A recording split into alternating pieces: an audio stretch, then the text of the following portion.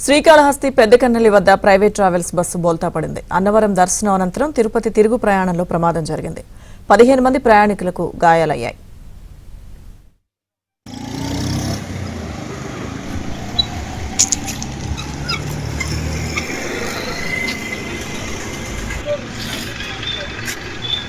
ఏం కాలేదులే బండి ముందర గ్లాస్ ఒకటి పగిలిందా.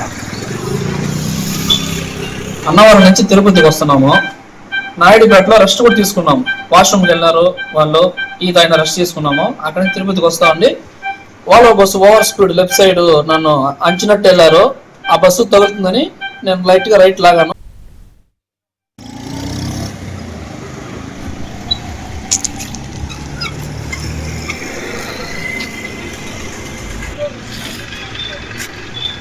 ఏం కాలేదులే బండి ముందర గ్లాస్ ఒకటి పగిలిందా.